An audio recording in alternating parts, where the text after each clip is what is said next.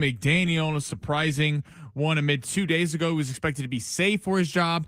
A lot of rumors that John Harbaugh may be headed to Miami next. And the college football playoff is back tonight. We got Miami taking on Ole Miss. Miami is currently a 3-point favorite to get to the championship game that is going on at the Fiesta Bowl out there in Phoenix. The point total is set at 52.5. That game will get going at 4:30. In the automotive industry, time and trust matters. Miss an electrical problem and it can slow everything down. That's why Napa delivers electrical solutions the pros trust, parts, tools, and expertise to catch problems before they become breakdowns. That's Napa know-how.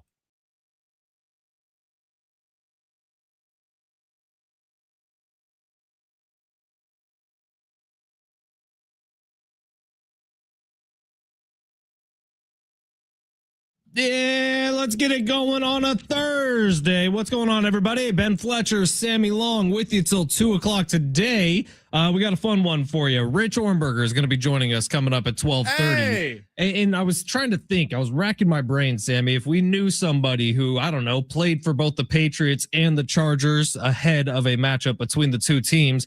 And I just kept thinking and thinking and thinking. And I was like, oh, wait, I know a guy. So Rich is going to jump on there literally might not be a person on this planet that's more equipped to talk about this game Sunday. I mean, there's a few, but yeah, we'll settle for Rich. That sounds like good too. So Rich is coming up in just about 30 minutes. We are going to start today off with the college football playoff because tonight, the Fiesta Bowl. You know what that means, Sammy? That's the party bowl, baby. So let's get things going here on a Thursday talking about the party. Miami, Ole Miss. Look, this is going to be an excellent game. Sammy and I were talking off air about this yesterday, how it's been a weird month and a half of college football, like ever since conference championship weekend, which was a lot of fun. A lot of fun. The Indiana-Ohio State game, a lot of fun. But then you move forward and you hit the fast forward button a little bit. And it's been a lot of negative news surrounding college football. It's been a lot of transfer portal talk, Lane Kiffin abandoning his team. I do think we ended up with a really great Final Four, and this is going to be a lot of fun. So tonight, we get two really, really good football teams, and it's storylines everywhere. Obviously, Ole Miss had Lane Kiffin as their head coach. He's gone, and he took a bunch of coordinators and a bunch of people with him in the staff. And so the players have sort of banded together and led by Trinidad Chambliss have kind of made this a really fun team to root for. And I bet you, if you polled America of people who didn't have a team in the college football playoff, they're probably rooting for one of these two teams. Maybe you get the people rooting for Indiana because it's a basketball school that all of a sudden has had this football revolution, and Cignetti is a weirdo, their head coach. But then you look at this matchup between Ole Miss and Miami. Miami was the superpower of college football for decades, and then they disappeared off the map. This is the first time they're fighting for a national championship since like 2001. And you have Ole Miss, who everybody could get behind them because their head coach abandoned them and left right before they were about to enter into the college football playoff to vie for their first ever national championship. Storylines galore in this game. And then you get into the minutia of it and you see, oh, this is a really good matchup between two teams. This has the potential to be a really great game because Miami has this superpower defensive line and they should be able to control the line of scrimmage in tonight's game. And then Ole Miss has this highlight reel at quarterback who's been a ton of fun to watch all season long. I can't wait for this matchup. Like I said, I think we actually got the perfect Final Four out of the group of teams that could be considered. This is going to be a lot of fun tonight, Sammy. I'm really excited. Like looking at the matchup itself, and just to your point about the Final Four teams, for years it would be when it was 4 teams that made the college football playoff. College football during the regular season would have pretty high ratings, and then you get to the college football playoff, and unless you're an Alabama, Georgia, Clemson, Ohio State fan, or maybe Oklahoma, you might not have cared too much because it felt like it was just the same teams perennially in it. It is cool at this Final Four. Miami used to be a massive powerhouse, haven't really been relevant. It's kind of been Miami, USC, Texas. Like what program was going to return to their heyday first? And it looks like Miami obviously has arrived as a shot to go play in a national championship tonight. And then Trinidad Chambliss and Ole Miss. Like who could have predicted this? Who could have predicted that Lane Kiffin leaves them? People weren't even talking about him in the college football playoff. Like it was almost like forgotten. People were just talking about Lane Kiffin. And then they're like, oh yeah, they're also qualified, have had the most successful season since they won the SEC, their only time ever doing it in the 60s. Then they beat Tulane. Everyone's like, oh, that's great. That's a cool story. They beat Tulane. And then you go beat Georgia, who was supposed to be the number one threat to Ohio State, and Ohio State's not in it. So not only that, but Trinidad Chambliss looked great in that game. Right. And we were all talking about Mendoza and Dante Moore and Ty Simpson. All of a sudden, Chambliss, if his waiver gets approved, he'll be back at Ole Miss next year. Will likely be a high pick in the NFL draft next year. So it's a fun group of four. Indiana, to your point, has never won it. Oregon, see if they can kind of upset Dante Moore and Fernando Mendoza. Potential 1 and 2 picks going at it. If you're an NFL fan, if you're a college football fan, I'm really excited for these games. And in this game tonight, can Chambliss get past this front seven of Miami? It's the best in the country. I don't know, but it should be fun. It's like tonight we get the matchup of defensive line versus quarterback. You feel like, I mean, Carson Beck is really good for Miami, and he's a bit of a statue quarterback, not really a huge threat to get out and run, but he threw for over 3,300 yards this season. He's very good, but Miami's star power is their defensive and offensive lines. And then you get over to Ole Miss, and Trinidad Chambliss provides all the pop you need. The dude's up over 4,000 total yards this year, can run the ball, can pass the ball. He was a ton of fun to watch against Georgia. And then tomorrow night, we get the weirdo head coaches going head to head. Like the weirdest of the weird. Do you see Cignetti's press conference where he was asked about how he never smiles or shows emotion on the sideline? And he said, I'm happy sometimes. Sometimes. Cignetti's like the number one team in the country, and he's like, "Yeah, I'm still a serial killer." yeah. He's like, we'll see what happens. And to your point about Carson Beck, like no one talks about Carson Beck. They talk about Chambliss, rightfully so. Dante Moore and Mendoza are electric. Mendoza and Moore are going to be top 2 picks, and Chambliss will be a topic next year. Carson Beck also has played 41 games, was the 5-star that went to Georgia, and has been pretty unbelievable in big games. He has 27 touchdowns this year, 3,300 yards. He's been good. Right. It's like he has the least talent of all the 4 quarterbacks remaining, but you're also like, this guy's also been the only guy in any of these situations that has been here before. Right. So it's a lot of fun storylines, and I'm excited. I'm excited to bet this game tonight. We will have some long shots. Definitely college football playoff will be included. So tune in at 12:45. It's going to be fun. Yeah. And then betting on these 2 games. We'll get into that a little bit later in the show, but should be a blast too. 2 close spreads. So it's Sammy's going to have to really dig into that old brain of his. We got to go into the game script, Fletch. Come up with something good for us. All right, let's get to the big 3 here of our number 1. We'll get back to the college football playoff. Sammy and I had about a 10-minute conversation earlier today off the air, and that we're going to bring to the air about a certain head coach possibility in the NFL that I got some mixed emotions about. We'll get to that in just a little bit. But Sammy, let's go ahead and smash the first big 3 of the day. Hit it. Your lunch break is here. Ready to go back to the office and knock the socks off your friends? Coworkers. It's time for the top stories of the day. The big 3. All right, Sammy, where do we want to start? Well, let's head to the NFL. Mike McDaniel. So as of 2 days ago, Fletch and I are doing the show on Monday. There were reports that Mike McDaniel is safe. Mike McDaniel is the head coach of the Miami Dolphins going forward. All of a sudden today, fired this morning. The Dolphins have confirmed that they will be deciding on their GM in the next 24 hours. Obviously, this comes after John Harbaugh gets fired 2 days ago. A lot of linking him to Miami. A, do you think Harbaugh gets that job? And number 2, does Mike McDaniel become the best head coach available minus sans John Harbaugh, or do you think he's better than John Harbaugh? All right, so 2-part question here. Let's answer the first part first. Harbaugh, I do think, is going to Miami, even if the Buffalo job becomes available, because Miami just upped the stakes. According to Colin Cowherd, he apparently had some sources that Miami is willing to let Harbaugh come in and pick the general manager. That is something that New York will not do because they have Joe Shane in place and they have a little bit of a infatuation with him. And I highly doubt Buffalo would do the same thing. In fact, I don't know that any of the other 31 teams would just say, yeah, go ahead. You can be our head coach and we're going to let you hire, interview, and select whoever you want your GM to be. That's a lot of power for John Harbaugh to get walking through the door in Miami. And I do think he's deserved it. And when you look at Miami, have they exactly done a great job of picking general managers? Maybe Harbaugh would be the right choice to do something like that as well. So I think he takes the Miami job, and I think we hear about it relatively quickly because of that and that alone. He has a decent roster. He gets to hand select the guy who's going to come in and help rebuild and fix that roster. That's a huge opportunity for Harbaugh. And when we talk about legacy for a head coach, he gets to take credit for whatever that general manager does. So if it works out well, Harbaugh's a genius. The Mike McDaniel side of things is interesting. I really like Mike McDaniel. I think he's one of the brightest offensive minds we have in football right now. But I think that's where he should stay. It was a fun experiment in Miami, and I think we got some great press conference clips from Mike McDaniel. We got to see him vape on the sideline, which was cool. Apparently his player relationships was great until this season. This season, it started to backfire. So maybe I'm going to say Mike McDaniel, for the good of him, should go back to being an OC for a couple of years. Start learning how to work those interpersonal relationships, and maybe he gets another crack at being a head coach. I don't think right now is the right time. Harbaugh going to Miami is interesting because when you look at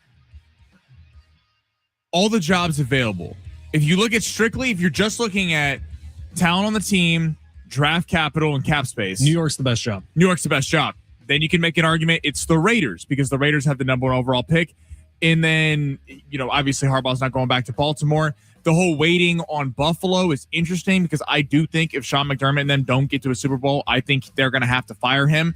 And if you get to take over Josh Allen's your quarterback, that's obviously a very attractive job. Just like whoever gets Lamar Jackson, it's a very attractive job. Miami is obviously a destination. It's a spot that people want to go to. No state tax. There's a really rich owner. So there's a lot to work with there that you can really kind of get after. But I am surprised he would kind of go here, considering they're picking in the middle of the first round. They don't have a quarterback in place. Like Tua is not the guy. They're not sitting in a draft position where they're going to be able to get a guy that you're looking at as a potential superstar. Now, John Harbaugh would have a lot of runway, so maybe it's like, John Harbaugh, this is yours for the next 5 years. We're going to let you suck this year and hopefully get a quarterback next year in a supposed loaded draft class. So I guess I get it from his perspective, but I think there's other jobs that are better. Mike McDaniel, I think he has gotten the raw end of the deal so much of his tenure. Like, let's go back to this. He had the 2 seed in the AFC until the Bills beat him on the final week of the season. They go losing Kansas City when it's literally minus 13. I'm not blaming him for that. Then Tua gets hurt the next season when there's big expectations. This year, Tyreek Hill gets hurt. Half the team gets hurt. They're trading the whole defense, and they rip off all these wins to end the season. And they didn't fire him at 1-6 when they probably should have. Right, and then I believe they finished at 7-9. And this whole Mike McDaniel's not a leader of men. That's what I was hearing. I was watching ESPN and Fox today.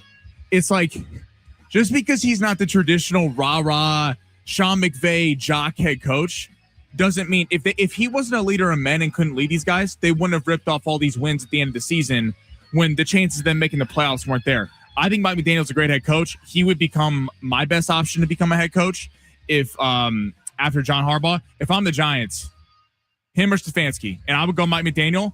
If you want to transform Jackson Dart, Cam Scatterbo, and Malik Neighbors, we know Mike McDaniel can coach offense. He's already been in a big market in Miami. I think that'd be the way to go. It's not a bad idea. I genuinely hope the 49ers bring it back as the OC, but I understand what you're saying. And I do think that narrative, it works against him, and I don't think it's entirely true.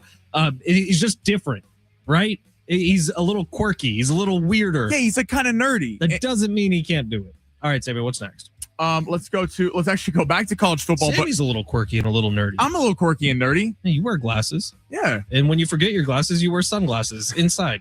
I am Mike McDaniel. You really are. He's on the sideline. You just need a $50,000 watch and then you're ready to go. And start hitting a vape pen much more often. I can hit a vape during the show, get a little jewelry on me. Mike McDaniel and I have a lot of similarities, except he went to Yale and I didn't. I went to San Diego State, Harvard of the West.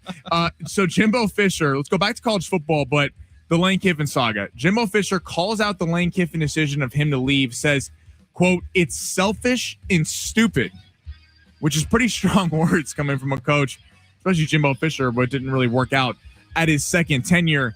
Do you think Lane Kiffin is getting too much hate right now? That's the question. Do you think it's like, obviously it's kind of gone against him. Ole Miss is now winning. Now Jimbo Fisher's piling on. Do you think Lane Kiffin is too much of a target right now, or do you think he deserves everything he's getting?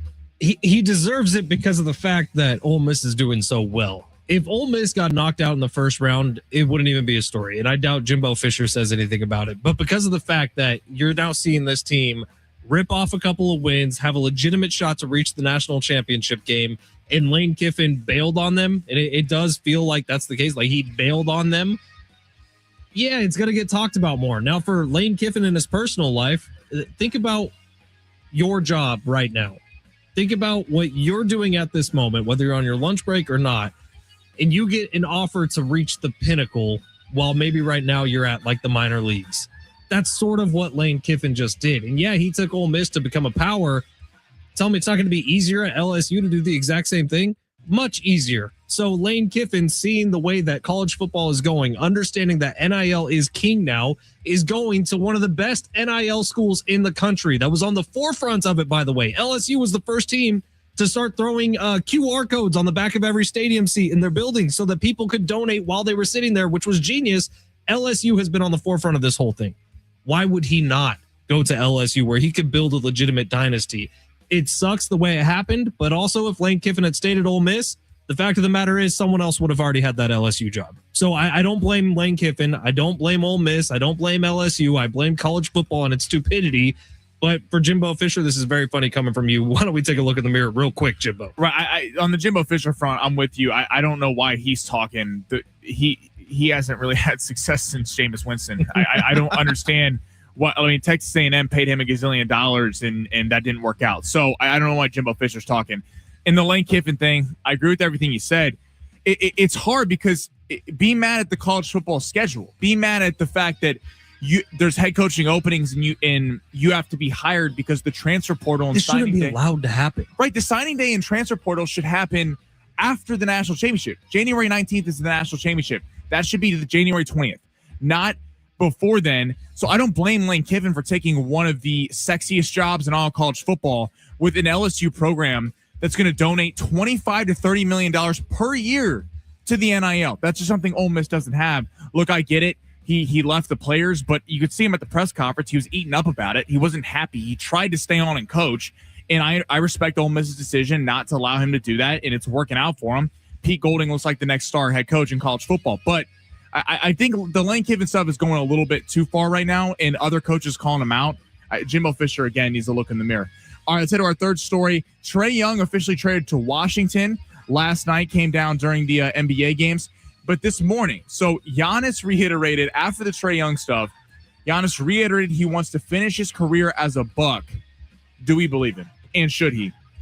Kind of weird coming from Giannis, isn't it? It had to come just based off of the news from Trae Young getting the trade to Washington, which still doesn't make a whole lot of sense to me. But I'm also thinking that Giannis is trying to advertise to the world that he's the good guy and he's the guy that stands up for the little man. It's a little bizarre because didn't we get news this last offseason that Giannis basically was asking for a trade from the Milwaukee Bucks? I know he didn't come out and just say it, but that was sort of the assumption with what was going on in Milwaukee. And I do think Giannis is still sort of asking for a trade from the Milwaukee Bucks, but he had to come out there and say no. Look, I'm the good guy. Small market team. I would never, ever, ever ask for a trade from this town because I love this place. Weird timing, weird sentiment. And he almost didn't need to say anything, and it probably would have just solved itself here in a couple of weeks. I also, it's just this whole narrative, Fletch, you and I were talking before the show about, and I think the Luka and Micah Parsons trade happening so close to each other, this whole before then, you don't trade big stars. And those trades were idiotic. Well, at least the Cowboys make some sense, but the Mavs made no sense to trade Luka. This whole narrative of that, if you're a small market team, you don't trade your star. Well, Giannis got the Bucks a championship. Let's not sit here and pretend like Milwaukee is a big free agent destination. Right. So you're not just signing top free agents over Los Angeles and New York and Miami. The way to rebuild your team is do what Oklahoma City did. Oklahoma City's not a sexy place to play, except they've built a juggernaut. They traded Paul George and got SGA. In draft picks. And now they're sitting there with loaded up year after year in drafting at the top of the draft. And I don't Giannis, if I was Giannis, look at what his teammate was, Damian Lillard's former teammate. All respect to Dame. And there's something cool about guys who spend their whole career in one place. Dame waited too long. If Dame would have left Portland 3 to 4 years before he did, Dame might be looking at a championship. He wasted his whole career. Not wasted his whole career. He led his whole career being I'm the loyal, I'm going to be Portland's hero. And then all of a sudden he waits too long, and now he's too old to really make that much of an impact on a championship winning team. So if I'm Giannis and I want to be the all-time great that he can be, I'm getting the hell out of Milwaukee now. All right, coming up next, let's talk about some betting aspects of the next two games in the college football playoff. We're in the quarterfinal. Yes, we all think it should have happened weeks ago, but we're here, and this is a really good quarterfinal for the college football playoff. So let's talk about some bets. Rich Ohrnberger coming up at 12:30. We got a long ways to go here on a Thursday, baby. It's San Diego Sports 760. You're listening live on the iHeartRadio app.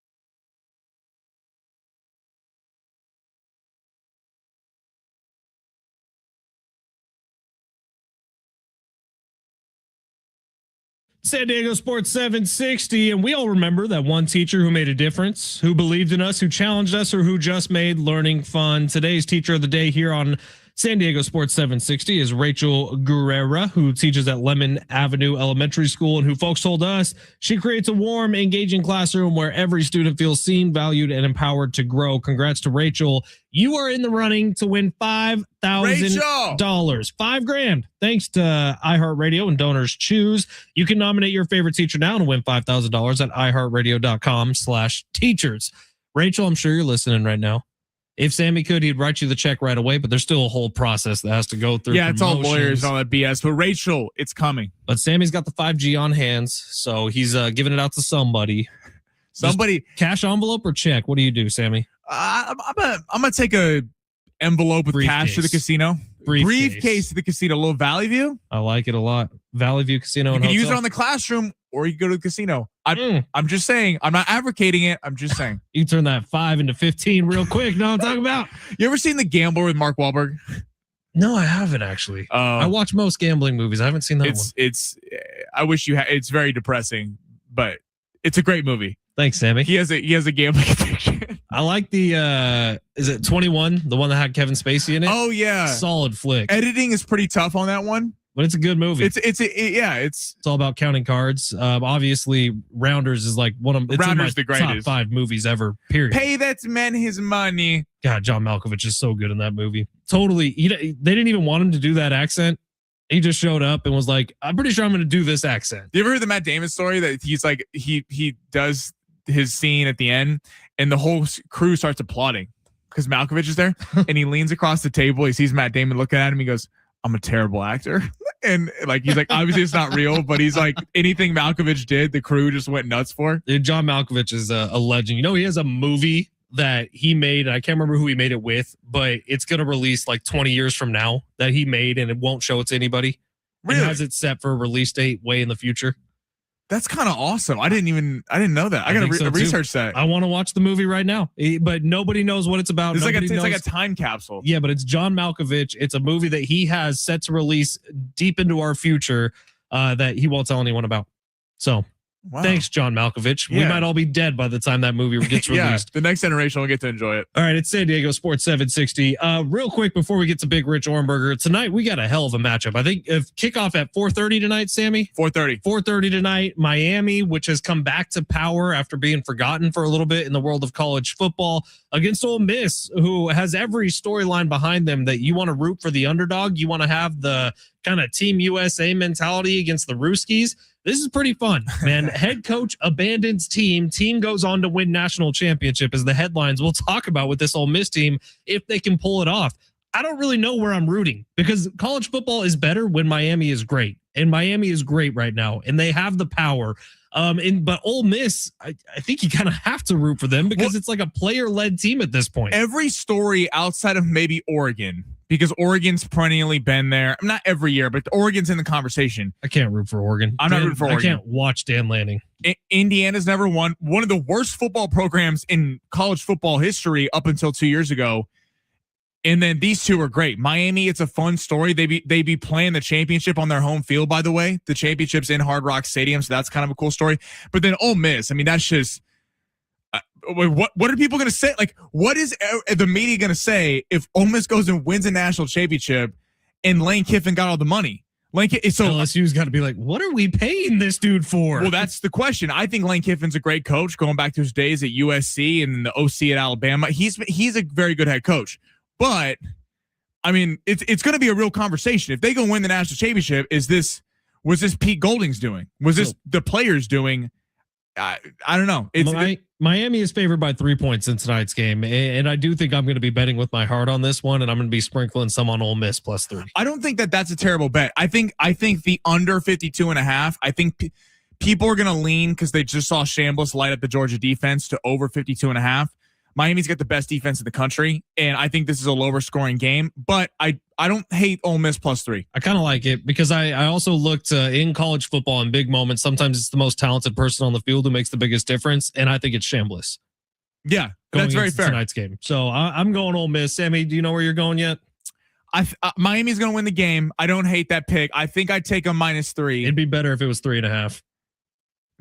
Okay, so if For it was Ole Miss, it'd be better if it was 3.5. That's why I didn't hate the Ole Miss bet, even to contradict what I just said. If it was -2.5, Miami all day. They're winning this game by a field goal. 3, I still am going to lean Miami, but I don't hate if you're rooting for Ole Miss and you want to sprinkle. I do think Ole Miss keeps it close. I think it's a very good game tonight. So if you don't know where to pick, taking the +3, I'm rolling Miami -3 though. I think Miami and that defense shuts them down, and Beck has a big performance. All right, San Diego Sports 760. Big Rich Ohrnberger coming up next. You know, Rich played for both the Chargers and the Patriots, and they're playing each other this weekend in the NFL playoffs. We don't talk about the Cardinals because they don't. Yeah, well, let's talk about the Cardinals though. Coming up next with Rich Ohrnberger at San Diego Sports 760 live on the iHeartRadio app.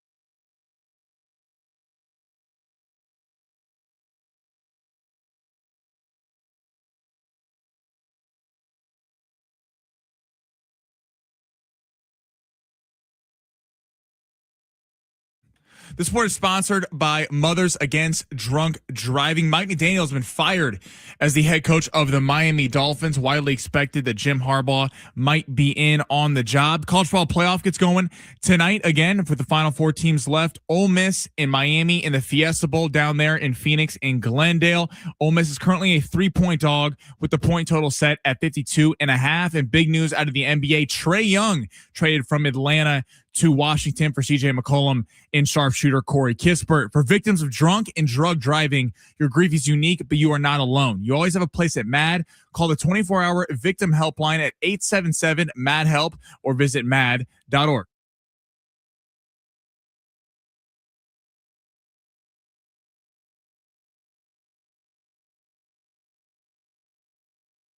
San Diego Sports 760. Ben Fletcher, Sammy Long with you till 2:00 today. We got a text asking about John Schaefer. If we checked in on John Schaefer or not. I have checked in with Chafee. It does sound like he's going to take one more day. That dude's been using that voice of his a lot, and we must protect that voice at all costs. He will be back tomorrow. He let us know. So we've heard. All right, it's San Diego Sports 760. Now, Sammy and I were racking our brains to find out if we knew anyone who played for both the Patriots and the Chargers, and I was going through a couple of names, and of course, I end up working with one every single morning. Big Rich Ohrnberger joining us on the show right now. Hi, Rich. Good morning. Good morning. Well, I should say good afternoon, Fletch. I mean, we finally ticked over.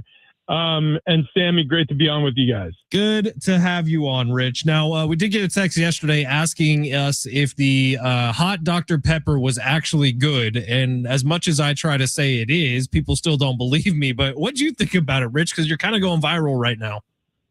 Yeah, if you go to 1015 KGB, you could check out the recipe in the video we posted on Instagram. It's delicious. Look, you figure if you keep it simple, since Dr. Pepper is pretty delicious on its own, if you heat it up to like warm, I mean, really, we had it steaming hot out of the pot. It changes the flavor a little bit, makes it a little bit more syrupy, but I don't know. I could see doing that more than just the one time. Like, that is a really tasty, like, winter drink. I thought it was going to suck. I actually really liked it. It tasted like tea. You know those teas that have the little teddy bears on it? That's exactly what it tasted like. All right, Rich. Chargers, Patriots, first round. Now, you and I were talking off air this morning about if things went a little bit differently for the Chargers. Who knows what the ceiling for this team could be? It could be a Super Bowl favorite at this point if Joe Walton, Rashawn Slater had stayed healthy. Obviously, that's not the case. But for the Patriots, with a first or a second year quarterback, first time in the postseason, a new head coach in Mike Vrabel, what do you put this game at? How do you think it's going to go? Well, I think the Chargers are going to struggle. I think that they're going on the road against a Patriots team in that environment in Foxborough. Like you mentioned, I played for both of these franchises, and Gillette Stadium, when you have a great football team, which the Patriots were this season, against a weaker schedule, I understand that. Like, the AFC East outside of the Bills wasn't much of a challenge. The schedule they faced was one of the worst strength of schedules in the NFL.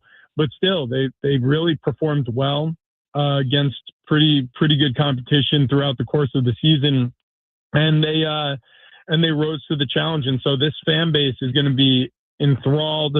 They support their quarterback.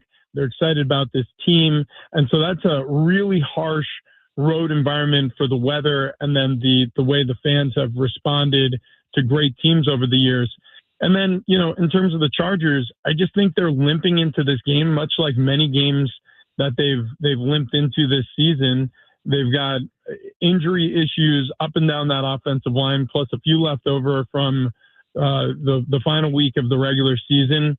This is going to be no easy challenge, and so I could see it being a close game. That wouldn't shock me. But I do not think the Chargers are really in any shape to beat a Patriots team at home in the postseason.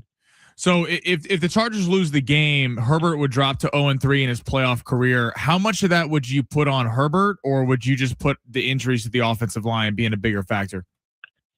Well, look, I mean, the criteria for a quarterback, unfortunately, whether you think it's fair or not, is winning, right? We judge quarterbacks, whether we do so subconsciously and we're not aware of it, or we do so out loud and proudly, we do attach wins to quarterbacks. And when you are 0-3 in the postseason, and a couple of those postseason losses haven't been great, specifically the one where the Chargers had a healthy lead on the road at Jacksonville and then gave it all back after shutting them out, got basically shut out in the second half.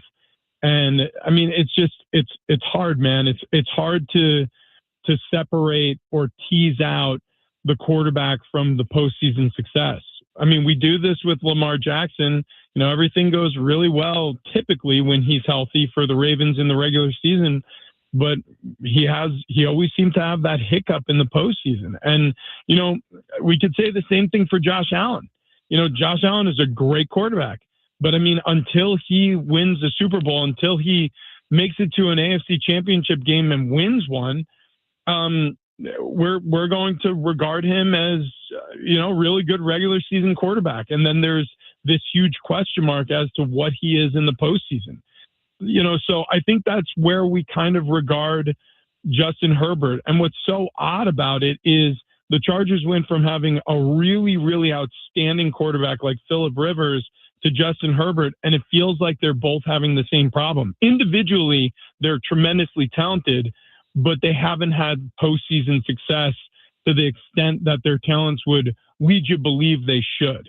Rich, in the NFL, getting to the playoffs is like a measuring stick of success on its own. Tomlin has kept his job as long as he had in Pittsburgh because of the fact that he just routinely gets to the postseason. But I do want to kind of rewind back to January 2014 when you checked into that playoff game with the Chargers against the Cincinnati Bengals to get some of your first playoff action. Well, that's exactly what Drake May is about to walk into. What are the emotions the quarterback for the Patriots is about to feel when he steps on the field for the first time in a postseason game? Prepared. I mean, if he's doing it the right way, there will always be nerves, nervousness prior to a game that important. But he's going to feel prepared. If there's one thing I know about Josh McDaniels from working with him in the past is he's one of the greatest offensive minds in football. And he's proven that many, many times over. Do I think he's a great head coach? Well, no, obviously not. But in terms of an offensive coordinator, I think Josh McDaniels is a true QB whisperer. I think he can have an extremely positive impact on a quarterback because he has a global sense of the game. He understands offense. He understands defense. And so Drake May is going to be one of the most prepared quarterbacks in the postseason because of Josh McDaniels. And also, I really like the fact that Mike Vrabel isn't afraid to delegate responsibility. Like, will he have his opinions for Josh? Yeah, of course.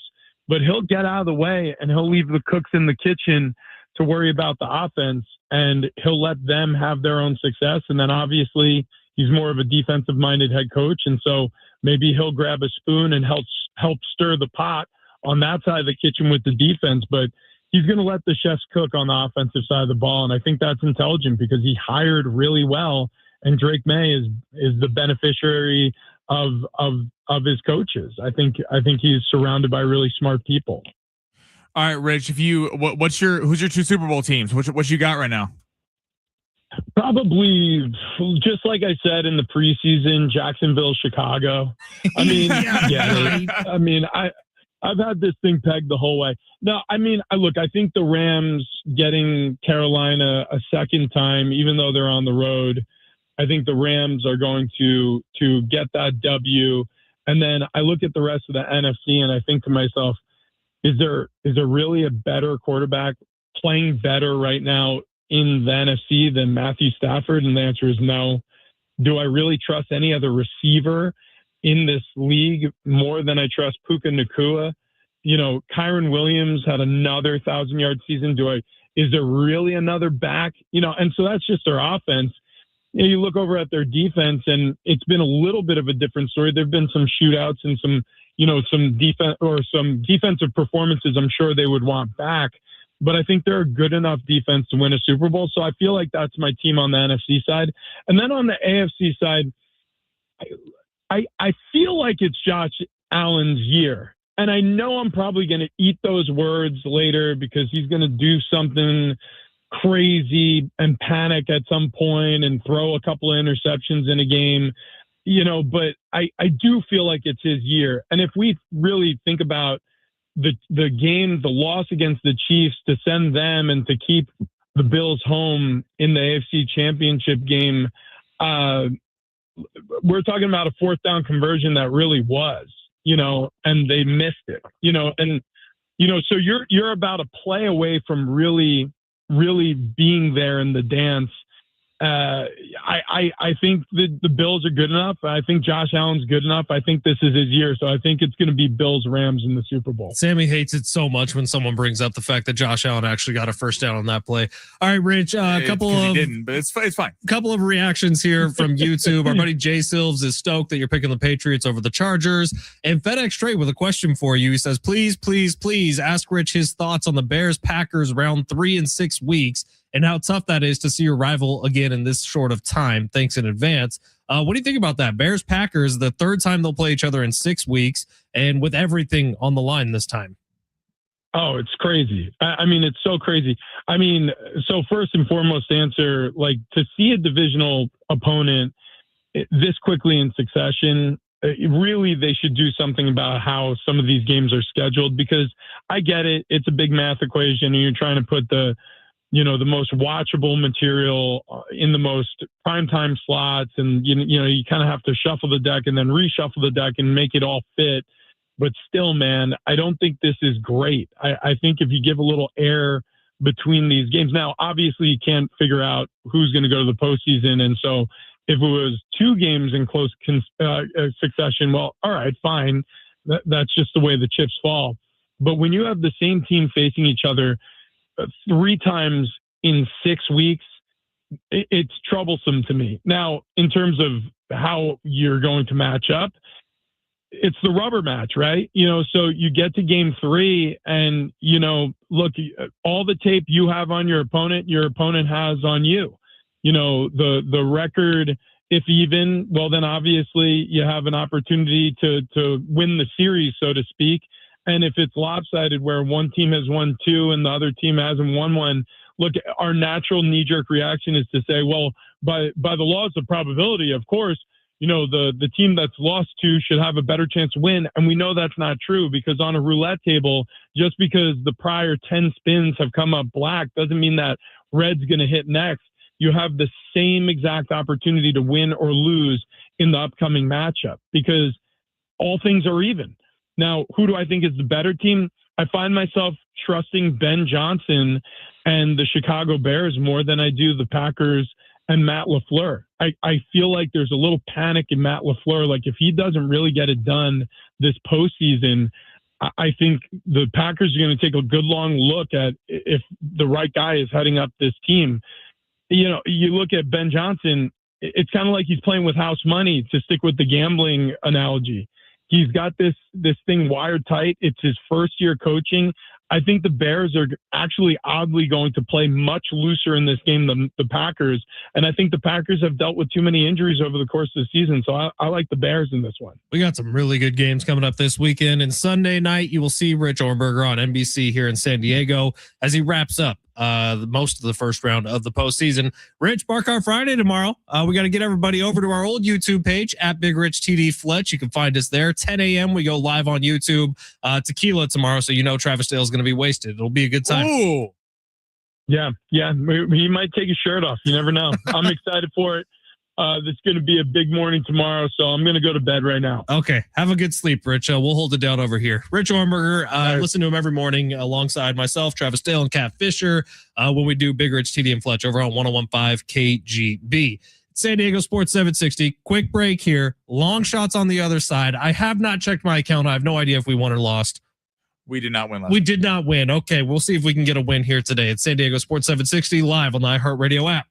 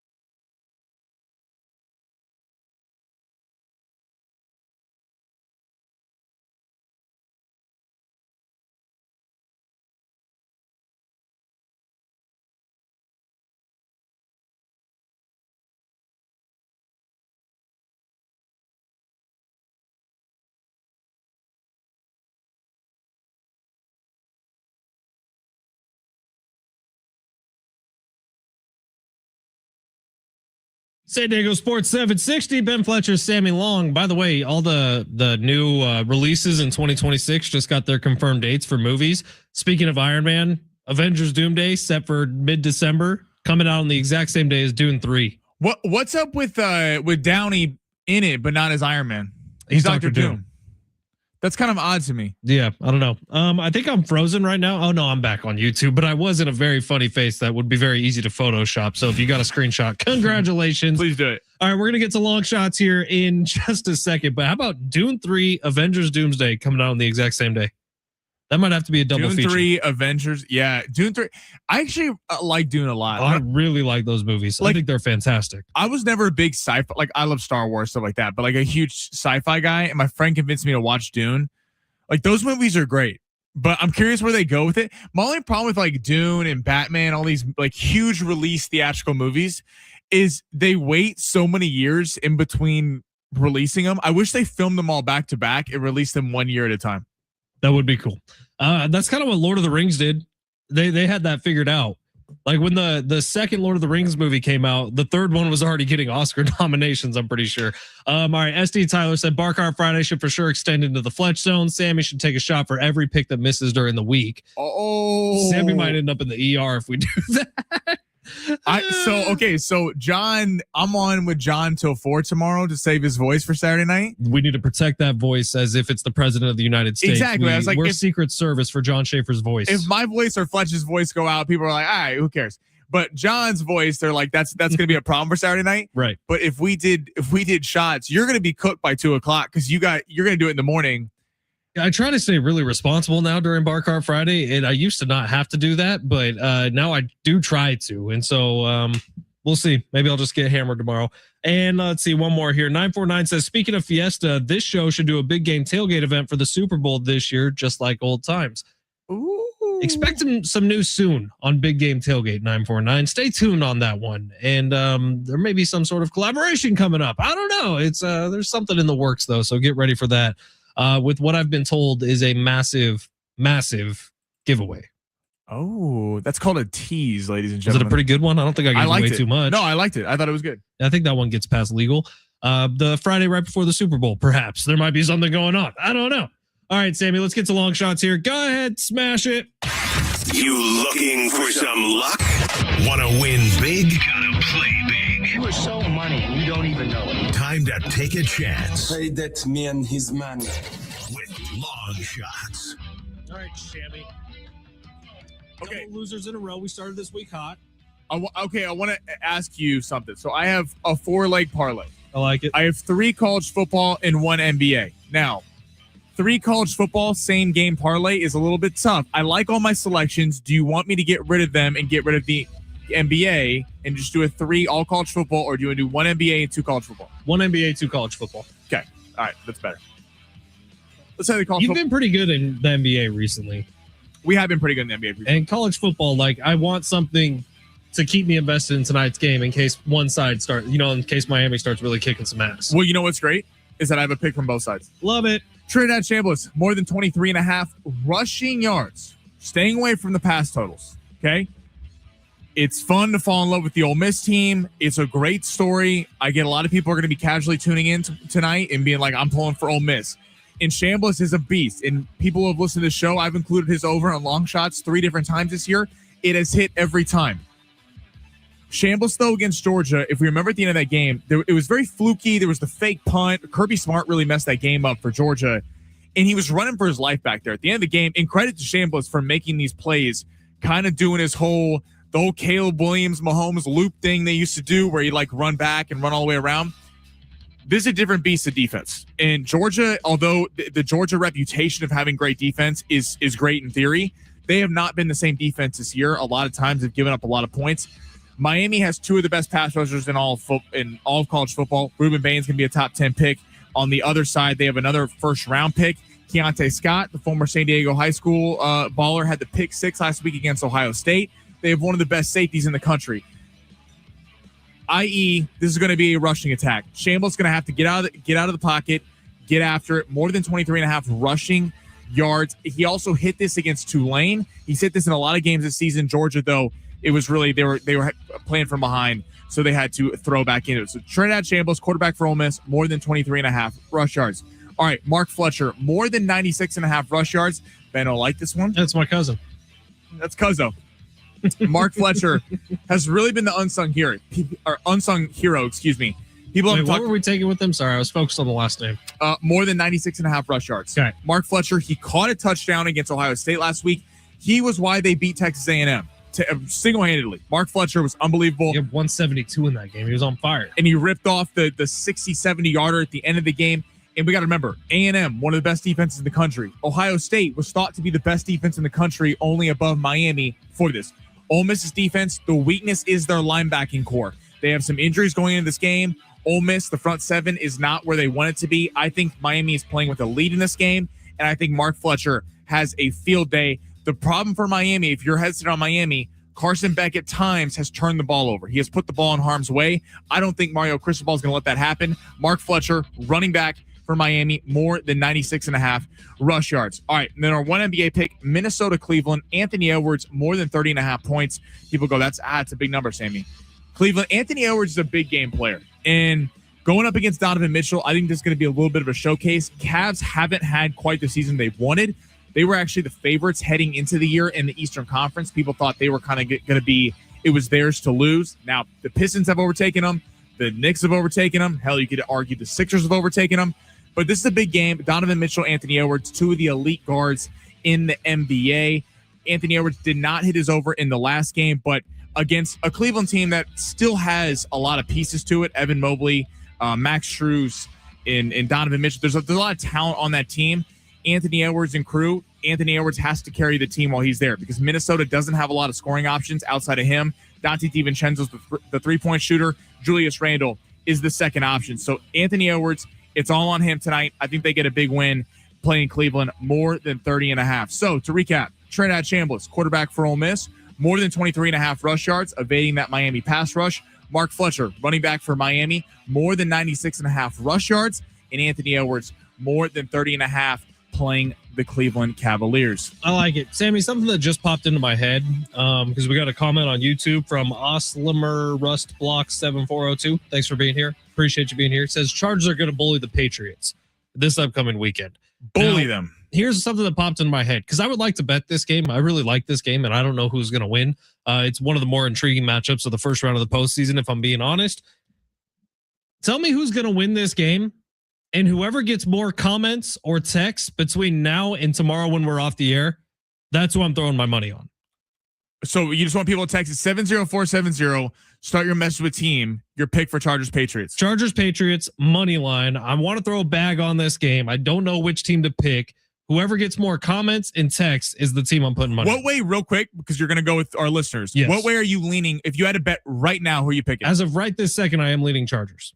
Really? Yeah. It's interesting. Because dude, I'm nervous that Drake May, it's not just like the easiest strength of schedule this year in the NFL. Yeah, it's the 10th easiest since the merger.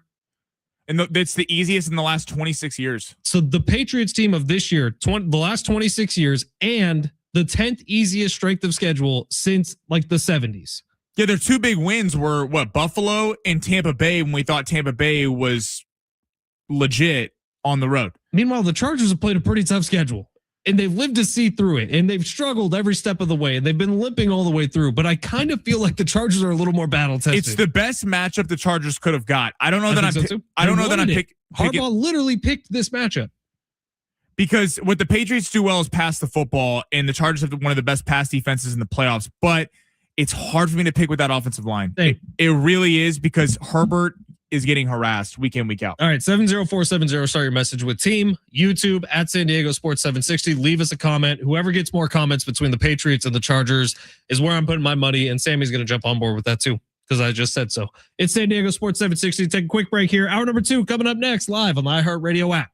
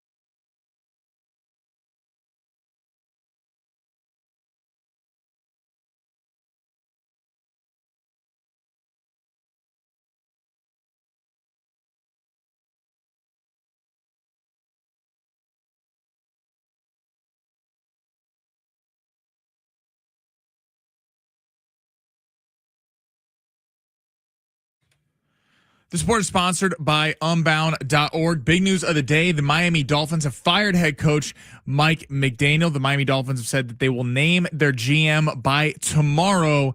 John Harbaugh could potentially be going there as head coach. And tonight, college football playoff, Miami, Ole Miss, battle between Carson Beck and Trinidad Chambliss. Miami is currently a 3-point favorite in Arizona for the Fiesta Bowl. The point total is set at 52.5. The odds to win the college football national championship has Indiana at plus 125. Right now, there are young people across the world facing a tough choice: continue their dream of education or drop out to help their family put food on the table. You can help change their future in a single moment. See how far your support can go at Unbound.org.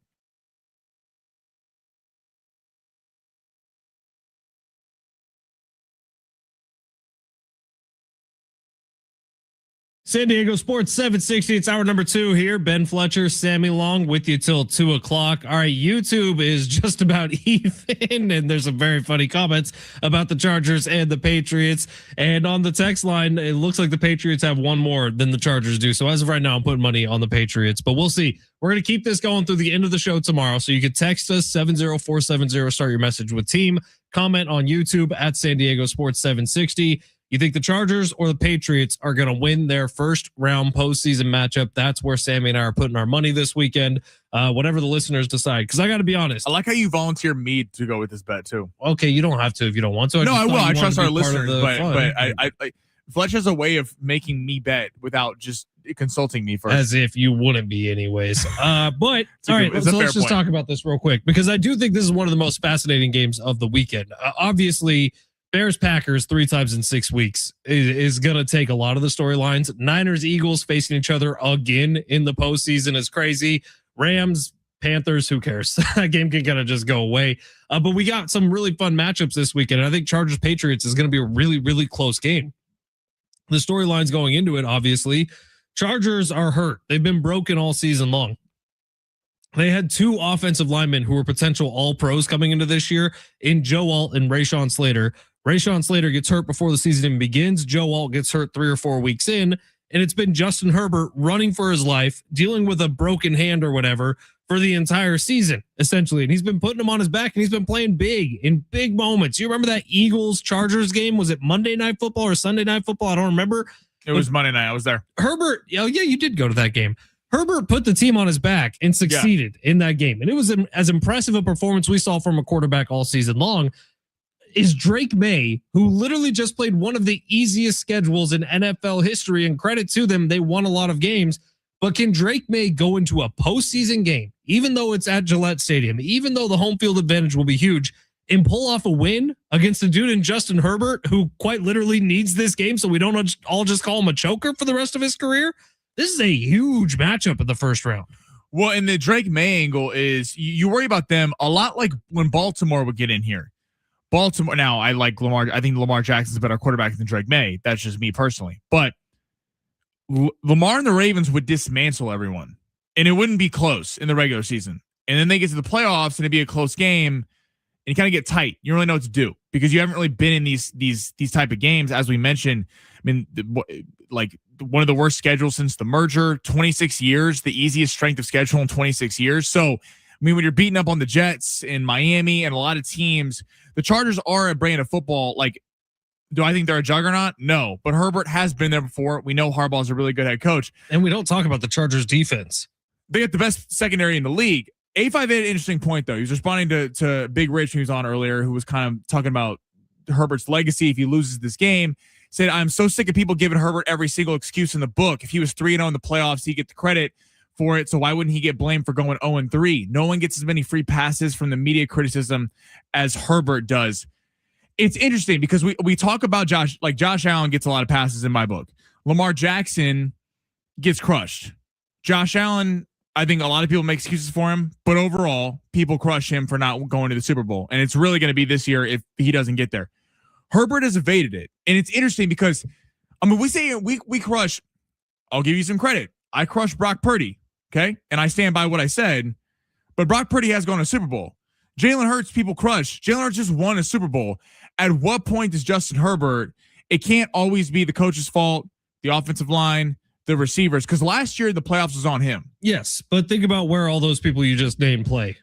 Jalen Hurts plays in potentially the toughest media market in the country, Philadelphia, because they hold their players accountable. And I love how Philly fans treat their athletes. I think it's fantastic. I wish every market would treat their athletes the way Philly does. And then you look at San Francisco, one of the biggest media markets in the world. Like Brock Purdy, who was the last pick in the draft, which does work against him, has had a ton of success. If he was doing that on the Chargers, man, Brock Purdy would be universally celebrated. Well, and it's interesting with LA because LA is like, they're hard on the Lakers. They're hard on the Dodgers. They're hard on the Rams. They don't care about the Chargers. They don't care about They don't care about the Chargers. the Chargers. And the Chargers are, unfortunately, just that. They're a little bit forgettable. So when they get into the postseason and Justin Herbert has some bad performances and they fall out of it, even the superpower of the NFL can make people really think about the Chargers, who, while in San Diego, had a great fan base. And were a huge, relevant team in the NFL. They leave, half their fan base from San Diego says, I hate that team and never want to talk about them again. And then a third of their fan base says, yeah, I'm going to still root for them, but I'm not going to be very vocal about it. And then there's the strong leftovers, who you are welcome on this show, by the way, who are almost afraid to stand up and say, hey, I'm a Chargers fan still because of ridicule. Whoever you're going to root for, but I understand the people that are dead to them. So, but that's just the situation the Chargers are in. So, well, yeah, Justin Herbert, it feels like should be held to the same standard that every other quarterback is. It's just not always going to work that way. This year, though, he has an opportunity to change a lot of narratives about himself. Well, because so we talk about we talk about Josh Allen. It's all on him. Mahomes isn't there. Burrow's not there. Lamar's not there. We can also take that for other quarterbacks in the AFC and Josh Allen, because we hold Josh Allen at a standard of that he's an MVP. He's one of the best players in the NFL. If he's going to get held to that standard, he needs to go win a Super Bowl. But Herbert would be, if you look at the AFC playoff field, I think if you were drafting from this AFC playoff field, so obviously no Mahomes, no Lamar, no Burrow, it would be Allen 1. I think you would take Herbert 2. Now you could argue, maybe some people want a Drake May, maybe some people want a Trevor Lawrence, but from what they've done so far, I think you would take a Justin Herbert. It's time for him to go show it. So there's a lot of storylines to be written this weekend. Just can't wait for the games to actually get here. All right, pick a winner. 70470. Start your message with Team Patriots or Chargers on YouTube at San Diego Sports 760. Pick a winner. Whoever we want, or whoever the listeners pick here is who Sammy and I are putting our money on coming up tomorrow. Sammy, let's get to the big three here of hour number 2. And by the way, let's try to be a little respectful in the YouTube chat. Fun jokes are fun jokes, but let's try to be a little respectful in the YouTube chat. Sammy, go ahead, smash it. Your lunch break is here. Ready to go back to the office and knock the socks off your friends? Coworkers? It's time for the top stories of the day. The Big Three. All right, Sammy, if you want to watch the show, a couple ways for you to do it on YouTube at San Diego Sports 760, on Twitter or X at Fletch and Sammy. Sammy, where are we going? Mike McDaniel was fired today from Miami. But reports are, so apparently the Detroit Lions in the last hour have reached out to him about becoming the offensive coordinator. Dan Campbell took over for Morton halfway through the season, calling plays. Do you think this is the best spot for Mike McDaniel? Man, that'd be a pretty good spot for him to go. You think about what offense they want to try to run, and it does feel like Dan Campbell, while a little more risk-taking than the traditional West Coast offense would provide, they want to be a power run team. And that is where Mike McDaniel is at his finest, in a power run sort of situation. So I think it's a great idea for Dan Campbell and for the Detroit Lions to bring in a guy like Mike McDaniel. I would also be partial and say, look, 49ers brought back Robert Saleh. Why not get the whole gang back together and bring back Mike McDaniel too? He's going to have opportunities. He's probably going to have opportunities to be a head coach. What I would say is that maybe, just maybe for him and his future, it'd be better off to go be an OC for another year. I think he's going to get a head coaching job because after Harbaugh, I think he's the next best option. Him or Stefanski. This is an offensive-minded league. I get it. Jesse Minter is a great DC for the Chargers. You got Saleh, but the NFL is not moving to defense. And if you're the Giants, I want someone who has an offensive mind with Jackson Dart. If I'm the Raiders, I want someone with an offensive mind with potentially Fernando Mendoza or Dante Moore. Like I'm going in that direction. I think Mike McDaniel will get an NFL coaching job. If he is an OC, I think the Lions would make a lot of sense. It'd be good for them. I think my Kansas City Chiefs, Matt Nagy is looking at a job for the Tennessee Titans. I think that would be an excellent hire for the Chiefs. Some of these teams, if Mike McDaniel is your offensive coordinator, you're doing something right. Because Mike McDaniel, say whatever you want about him. Maybe you don't think he can lead. Maybe you don't think he's a good head coach. He knows his offensive football, and he's been one of the more innovative minds in the last 5 years offensively with some of the sets they run on offense. Shanahan's offense never looked as good as it looked with Mike McDaniel being in the room with him. Right. If he's back to the Niners, there's a lot of play. Trust me, if he's a coordinator, every team in this league will want him. For sure. Everyone. I just and this is not a shot at Cliff Kingsbury. I like Cliff Kingsbury. I think he'd be a great coordinator. I think he'd be a great coordinator for the Lions or the Chiefs. But I would rather have Mike McDaniel over Cliff Kingsbury. Same. And I think most people would, because Mike McDaniel worked in Miami. And unfortunately, his entire Miami Dolphins career was tied to Tua Tagovailoa. And Tua, as the 615 would tell you on the text line, Tua turned the ball over. Hasn't been the same quarterback since the injuries. And that's not really Tua's fault. That's not Mike McDaniel's fault. But that's the problem when you're an NFL head coach and you're tied to one quarterback. Injuries can happen. Quarterbacks can stop working as hard in off seasons. Not saying that's what happened with Tua, but it's just an unfortunate set of circumstances. McDaniel could have had a 10-year career with the Miami Dolphins had Tua stayed completely healthy. And unfortunately, we'll just never see that happen. I think he gets another shot too. What's next? Packers Bears Saturday night. Green Bay a road favorite in Chicago, despite them being the 2 seed. Projected heavy snowstorm in Chicago.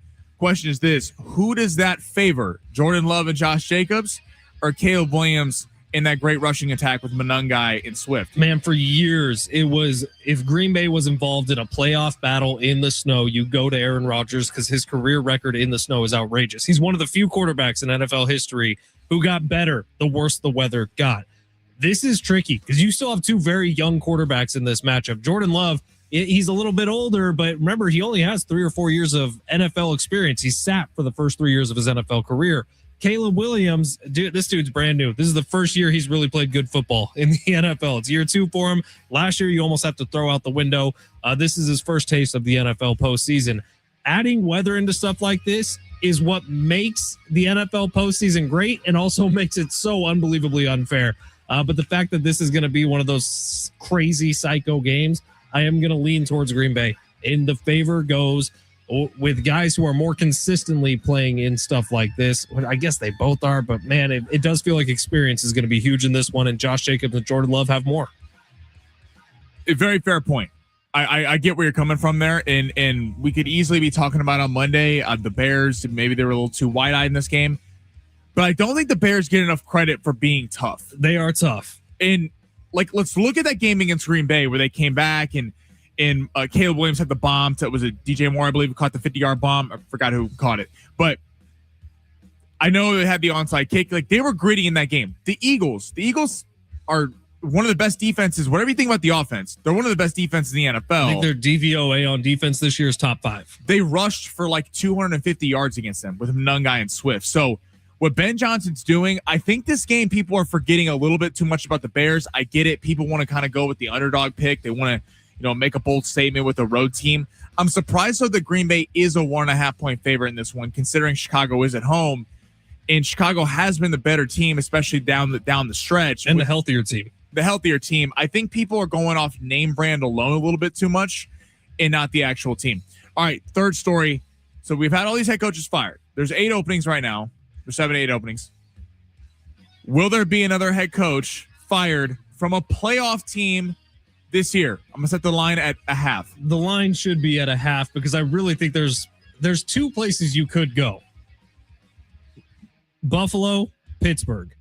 Those are the only 2 places I could see a departure. In one of them, Mike Tomlin, I think it's his choice if he leaves the Pittsburgh Steelers. Buffalo will fire Sean McDermott if they lose in the first round. If they get past the first round, I don't think they fire him. I know Sammy thinks a little bit differently on that one. But for Pittsburgh, that's almost the more interesting one to me, because this has been the thing with Mike Tomlin over the last decade now. It's been that long since Pittsburgh's had legitimate postseason success. If he loses in the first round again, that's just who he is as a head coach, because the Big Ben years are gone when you had 2 of the best wide receivers in the league and a quarterback who was a unicorn at the time, who could not get sacked and who could still run and was a tank of a human being who also had an amazing arm. Big Ben was an absolute unicorn when he was at the peak of his powers. But after that, what has Mike Tomlin really done to make us believe that he's not just a good enough coach to get to the playoffs and nothing more? it becomes a tricky situation for Pittsburgh because there's two options. Because you set the line at a half, I am going to say over a half coach fired by the time, or a half coach vacancy by the time the playoffs are over. So I think Mike Tomlin stays because of Harbaugh. Because of Harbaugh getting fired, it's Stefanski gone. The other two best coaches in the division are gone. And you're telling me I get to compete with Zach Taylor, who I don't think is a very good head coach, and then new head coaches coming in. I think because of that, Mike Tomlin gets to keep his job. And I think it's not to mention you fire Tomlin. What if one of those teams in your division picks him up? Baltimore? Are you kidding me? Wouldn't snatch him up immediately. I think Mike Tomlin stays. I'm a little different than you, Fletch. I think if McDermott has to get to a Super Bowl, if he gets there and they lose, they probably keep him. I think if he cannot just go to an AFC Championship game and do what he's done in years past, because in years past he's had the excuse of it was Andy Reid and Patrick Mahomes. They're not there. So you're either losing to Bo Nix and Sean Payton, or you're losing to someone else who hasn't really been there before. That's unacceptable. Let me give you one, though, that no one's talking about. And I'm surprised this hasn't come up more. We were just talking about Green Bay and the Bears. We're talking Matt LaFleur. Matt LaFleur has had the 7th seed each of the last 3 seasons.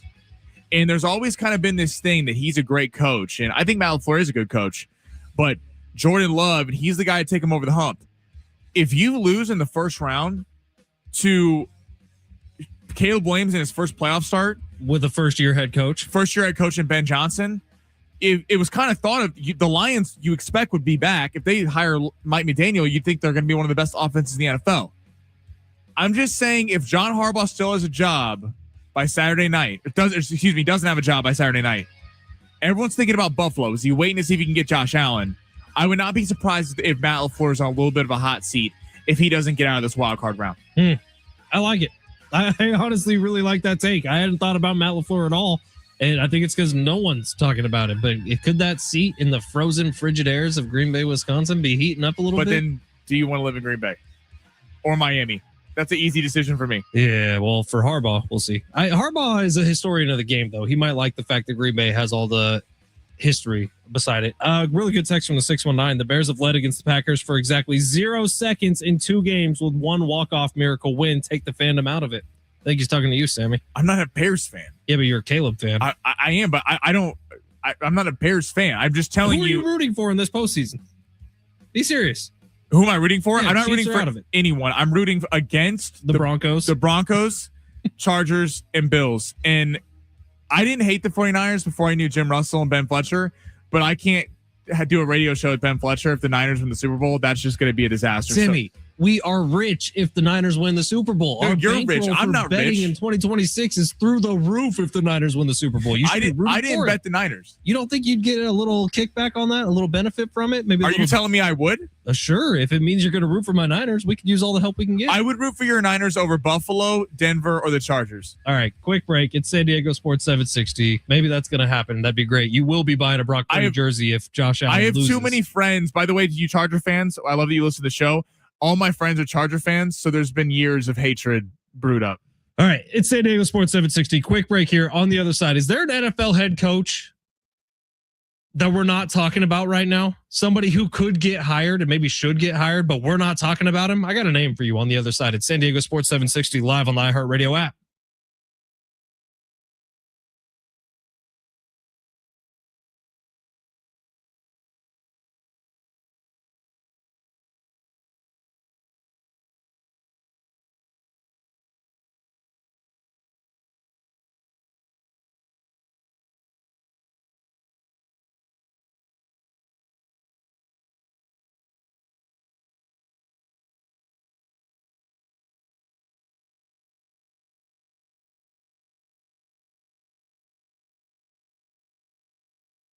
Hey, it's Fletch for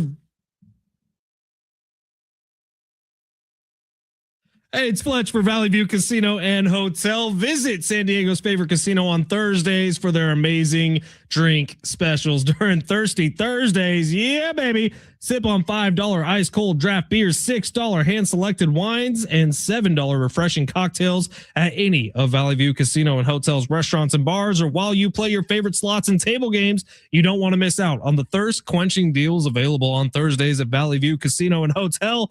While you're there, don't forget to join the Players Club. Signing up is always quick, easy, and free. Plus, right now, when you join the Players Club, you're going to receive over $200 in free offers to use at San Diego's favorite casino. We're talking about free offers to enjoy instantly at the casino, including $10 more play.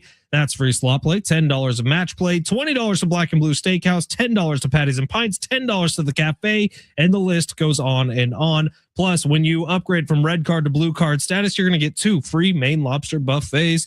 And the more you use your Players Club card on all your favorite slots or table games, the more rewards you're going to earn, like complimentary dining, free hotel stays, luxury gifts, and invitations to exclusive events and more. So don't miss out. Visit Valley View Casino and Hotel tonight for Thirsty Thursdays and join the Ultimate Players Club to get over $200 in free offers today. To learn more, visit valleyviewcasino.com. All guests 21 and over are invited to enjoy the casino, hotel, and restaurants.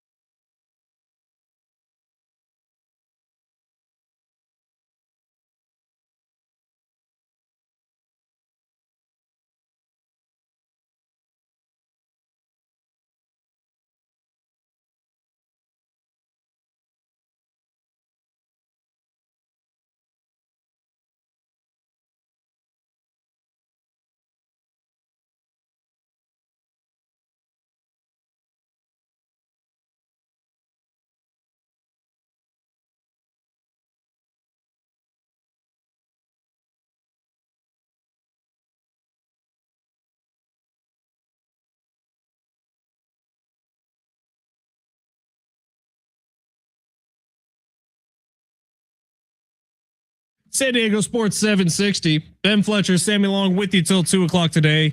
And then John Schaefer is going to take one more day off here. He's got to rest that voice. We got to protect that voice. We got a big matchup, San Diego State and Fresno State, coming up this weekend at Viejas Arena, a game you'll hear with John on the call right here on San Diego Sports 760. 858 texting into the show saying, hopefully the Chargers win it all this year. LA can have a 2020 fake season with the Dodgers and a 2025 Super Bowl with no Chiefs. Asterisks everywhere. I don't think there is an asterisk on this NFL postseason because the Chiefs aren't in it. The Chiefs didn't play good enough to belong in it. Even if Patrick Mahomes stayed healthy all year, the Chiefs wouldn't have made the postseason this year. Even if it started off a little bit better, what was the week 1 loss to the Chargers? Was that who they played? Yeah, I mean, it was a lot of errors here. Rashee Rice spent the first 6 games. Then Mahomes gets hurt with a shot. It was still alive to go to the playoffs. There's not an asterisk on the season. Look, the Chargers and the Broncos played really good seasons. That's why the Chiefs aren't here, if we're being very honest. No, there's not an asterisk on who won the Super Bowl. I will say there is for 2 teams. The Buffalo Bills and the San Francisco 49ers. Why?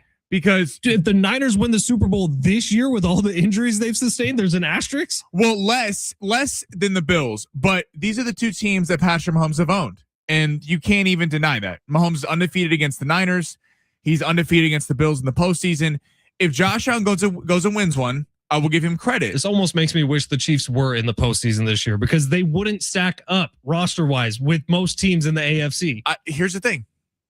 They this year they were a bad football team. They were a bad football team this year. So why does an asterisk belong? There's an asterisk for, again, there's not an asterisk for any team except the Niners and the Bills because he has beat the Niners twice in Super Bowls and he has owned Josh Allen. That's such a silly process of thinking to me. It's not like Mahomes got hurt in week 4 of the season. If that was the case, I would understand. 858 says, okay, Sammy, then Mahomes has asterisks too. He never beat Brady. Yes, he does. This is why when you cannot sit here and say Mahomes is the GOAT. He literally lost to Tom Brady in a Super Bowl. Tom Brady has 7 Super Bowls. Mahomes has 3. This is why you cannot make an argument right now that Patrick Mahomes is the GOAT. He's not. He might be the most talented of all time, but I would agree. Right. He's still a GOAT. So I'm very fair on this. The Buffalo Bills, if they go win a Super Bowl, I will give all the credit in the world to. But let's not sit here and pretend Like the fact that just Lamar, coming from a Chiefs fan, this Burrow, is so crazy. and Mahomes not being there is not a major factor in the sense of why he would get to the Super Bowl. This is weird that if the Chiefs are like flexing on the fact that they're not in the postseason this year when they didn't play good enough to even sniff the postseason this year. The Chiefs are down year in the AFC. I'm responding to a text. Like, how bad is that for the Chiefs? That the Ravens no one and on the the Bengals Chiefs is aren't flexing in the that they're postseason. not. The Chiefs had a failure of a season. That's what the asterisk would mean, though. If there's an asterisk, it's because the Chiefs are saying, "Oh, it's only because we're not there." Well, It's you're not there because you didn't play well enough to be there. It's because Josh Allen is compared to Patrick Mahomes. People have said that Josh Allen is a better quarterback than Patrick Mahomes on major networks. It's just a bizarre take to me. Colin Cowherd has literally said that Josh Allen is a better quarterback than Patrick Mahomes. So until he actually beats Patrick Mahomes, it's not like it doesn't mean as much. I understand that side of it, but it's just crazy to me that the way the season played out, it's not like Mahomes got hurt early and that like there was the year that Brady got hurt in like week 4. And yeah, that year other quarterbacks got to take advantage of it, but it's not like Mahomes got hurt in week 4. No, he got hurt at the end of the season when they were already out of the postseason. Well, they weren't done yet, but here's the thing. Again, I'm not making excuses for the Chiefs. The Chiefs had a terrible season. They were not winning a Super Bowl. If they had gotten the playoffs, they were not winning a Super Bowl. The team was not talented enough. They had no run game. They had no pass rush. The offensive line had 3 starters on it missing the final 4 weeks of the season before Patrick Mahomes got hurt. So no, they weren't winning a Super Bowl. But for anyone else, if the Chargers go to Super Bowl, I'm giving them all the credit in the world. If the Broncos go to Super Bowl, giving them all the credit in the world. But in terms of Josh Allen, when he is compared to Patrick Mahomes and he has lost to Mahomes and Burrow, he's 0-5 against Mahomes and Burrow in the postseason. Yes, you damn right there's going to be an asterisk if he wins the Super Bowl. All right. Crazy to me. I don't really understand it still, even no matter how many times you guys repeat it, but whatever. 615 has sent me in a little musical ditty he wants me to sing, and maybe we could squeeze that it's in. It's ironic that you said musical ditty. We might be able to squeeze that in at 145. Boy, it's squeezing is all. Right, yeah, probably just leave that one alone. Baby oil. We'll try to get that at the end of the show today. 615, if you wouldn't mind sending a link with the music beat you have behind this. I think it's the song, the Good Day song that you sing. I thought you were such a Weird Al fan. What I need. I think that's the song, and we'll try that at 145. That's Biz Marquee, just a friend. Right. Coming up next. How do you not know that song? I do. I just sang it, Sammy. I'm pretty sure that's what it's to. I'm not positive that's what it's to. So if that is what it's to, let me know. All right. Coming up next, we didn't get to it here. We were supposed to get to it here, but there is a name that needs to be out there talking about NFL head coaches for next season. And look, I'm saying it's not a terrible idea. That's next. San Diego Sports 760 live on the iHeartRadio app.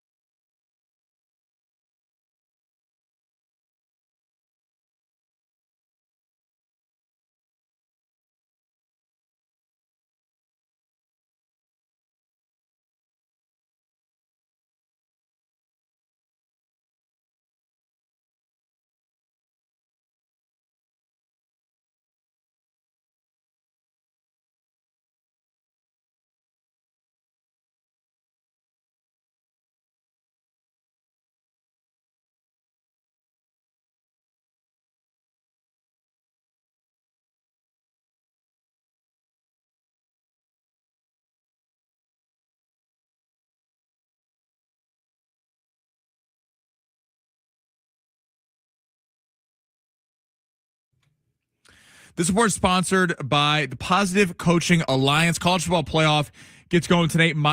Miami, Ole Miss, 4:30. Miami is currently a 3-point favorite to get to the national championship game. The point total is set at 52.5. And the Washington Wizards have traded for Trae Young. He has a player option going into next season. They sent back CJ McCollum and Corey Kispert to the Atlanta Hawks. Apparently, the Atlanta Hawks are interested in acquiring Anthony Davis. Got issues with youth or high school sports?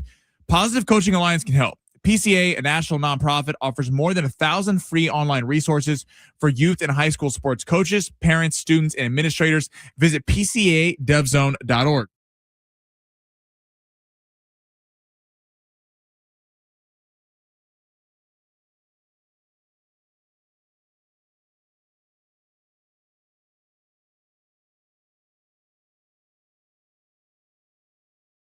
San Diego Sports 760, Ben Fletcher, Sammy Long. All right, it's the Ice Cube version. It was the Ice Cube song Today Was a Good Day, which actually has one of my favorite lyrics ever in music history that I'm not going to say here on the air. It's a mama made me breakfast with no hog, but I didn't pig out. Yeah. Now I'm going to call a girl. Yeah, whatever. Yeah.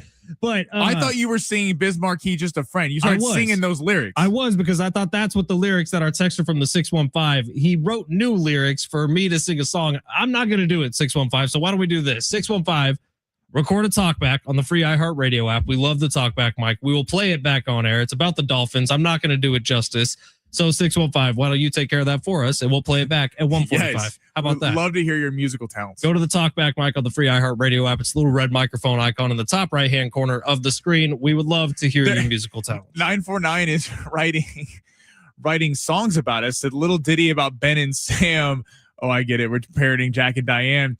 Two American kids on the radio. Sammy going to be a Chiefs fan. Ben is a Niners fan, always cries. All right, Jack and Diane might be coming out of the next break. Little ditty of Jack and Diane. Gonna be a football star. Is that the song where it says, suck it on, chili dogs behind the tasty freeze? Yeah.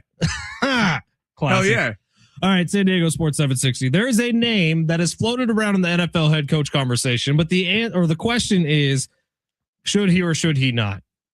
It's Philip Rivers, man. So he was asked about this in Indianapolis press at the end of their season. And he said, yeah, there have been teams who've talked to me about potentially coming to be a head coach.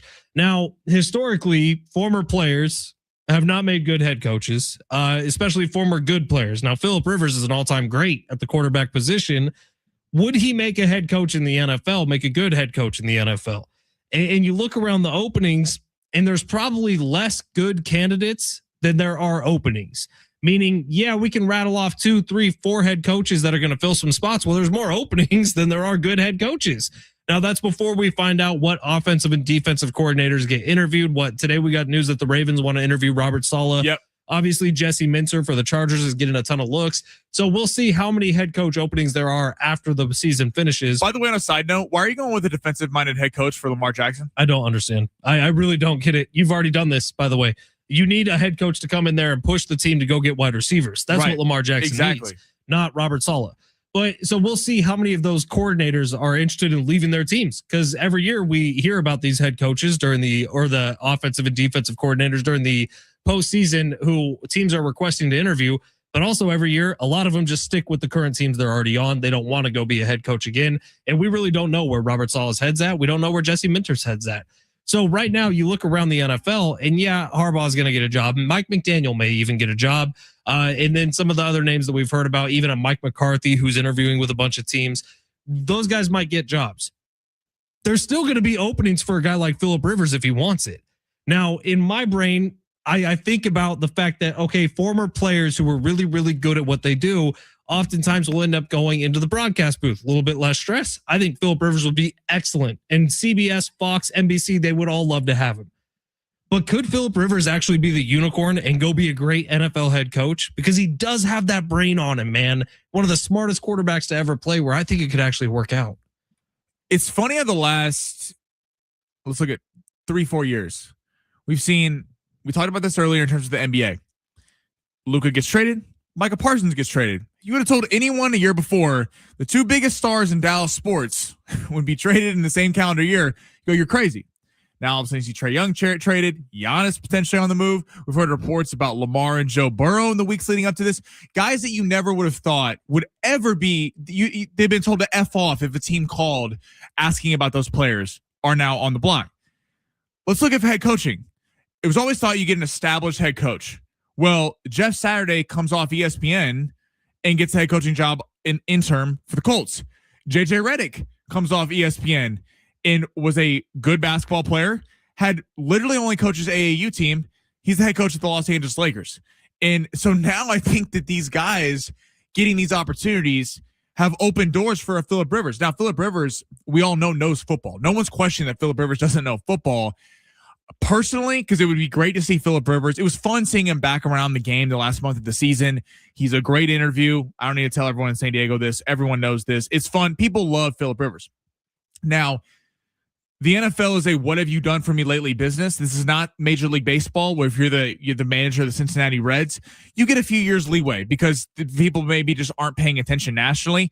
The NFL is the biggest sport, and it would be kind of cool for Phillip Rivers to become an offensive coordinator and then get the head coaching job, because I feel like if he just gets the head coaching job immediately, people are going to be skeptical. Who's going to come be on his staff with him? Because if Phillip Rivers is a first-time head coach, you're going to need a great offensive coordinator. You're going to need a great defensive coordinator, maybe former NFL head coaches who know what they're doing. How are you going to be able to fill out that staff when people might be concerned that Phillip Rivers is kind of a one-and-done head coach, considering he's never done it before? Man, I think he'd be great at it. I really do. And in terms of filling out a staff, I don't think he'd have a problem at all. Phillip Rivers is the one guy, no matter who you talk to around the NFL, there's not a single person who would say a single bad word about him. He's universally loved, which does make him a little bit of a unicorn. There might be some defensive linemen in the NFL who are like, yeah, I can't stand that dude. He talks so much crap and he's old and he can't move. Like, I get that. But when it comes to NFL circles and coaching circles, even if they were playing against him, every single one of them respect him and has the nicest things to say about him. I think he'd be able to put together a staff like that. You think about all the connections that he has. But we'll see. Now, Gunnar Rivers, I believe he's the recruiting class of 2027, which means he's graduating next year. Is Gunnar a junior? I think he's a junior right now in high school. I believe so. And Phillip, it was a huge goal of his to coach his son all the way through high school. And then obviously college, unless whatever college recruits Gunnar wants Phillip to come be the head coach. I don't know if that's going to be a thing. So maybe it's not this head coaching cycle, but next year, have you ever seen a quarterback or a personality around the NFL that seems better suited to be a coach? They would need to not just keep comparing this to the NBA. They would need to do what the Lakers did. JJ Redick is a first-time head coach. He gets Scott Brooks and Nate McMillan, former NBA head coaches, to fill out his staff. Rivers would need a big-time defensive coordinator. He would need a defensive coordinator where it's kind of like you handle that side of the ball. Yeah. Like you know what you're doing. You're a former head coach. I'm not even going to touch it. I'm going to worry about one side of the ball, because listen, it's great. I'm coaching high school football. Coaching high school football ain't the same as coaching the NFL. And Jeff Saturday said it on PTI. He was talking to Wilbon and Kornheiser. He's like, Phillip Rivers knows football. The problem with being an NFL head coach is the politics of how do you maintain the relationships with all the players? So what Sirianni is terrible at. Right. What happens?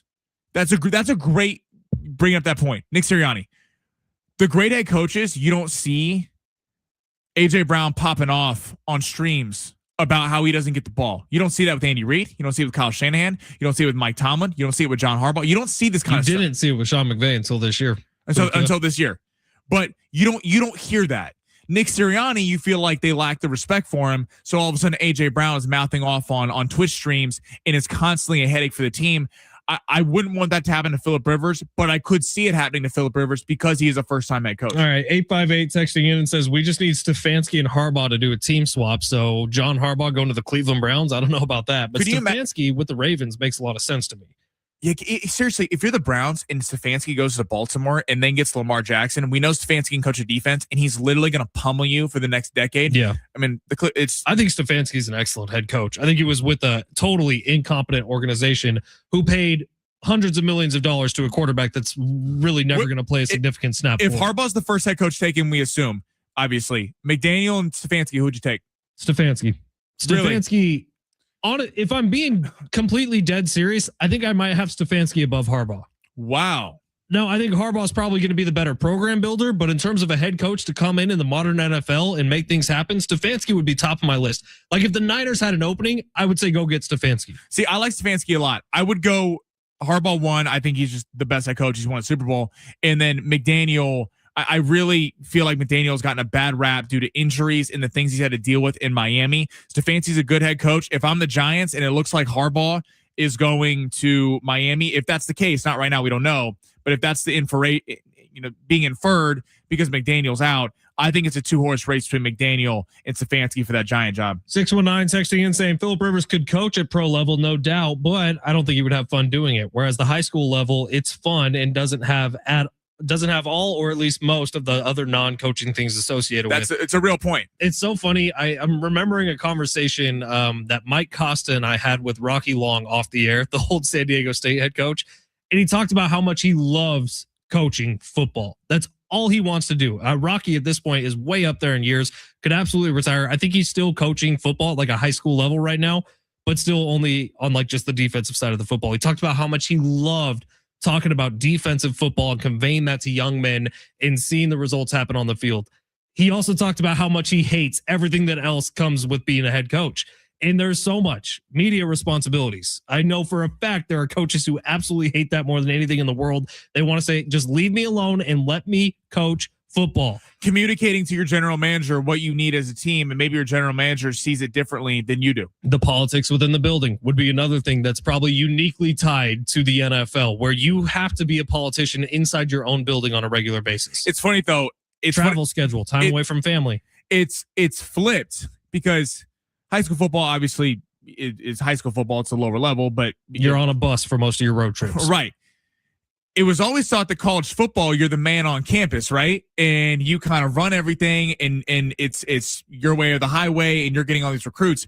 Now the NFL is a much better job because in college football, you're not only having to deal with all the stuff you deal with everywhere else, but you're having to recruit your own players. In the NFL, you don't have to worry about recruiting your own guys. They're signing contracts. I mean, we have quarterbacks from Washington that their agents are dropping them today because they signed a deal on Friday with the NIL collective and then want to break it on Monday. Like college football probably is the least attractive job. It's more attractive than being a high school coach. I don't want to get that confused. Coming up next, our final thoughts on tonight's college football playoff game. It's a fun one, man. Ole Miss in Miami at 4:30. We'll get you ready for that game coming up next at San Diego Sports 760 live on the iHeartRadio app.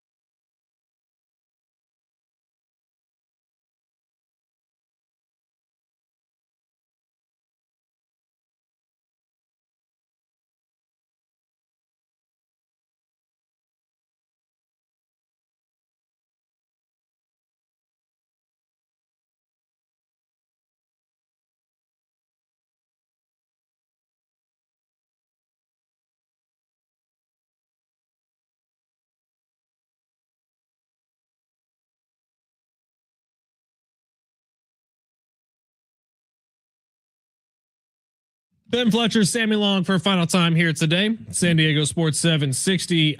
Before we get to tonight's college football playoff game, did just want to make one quick point because Chris Ballard had his end of season presser, and Chris Ballard's the general manager of the Indianapolis Colts.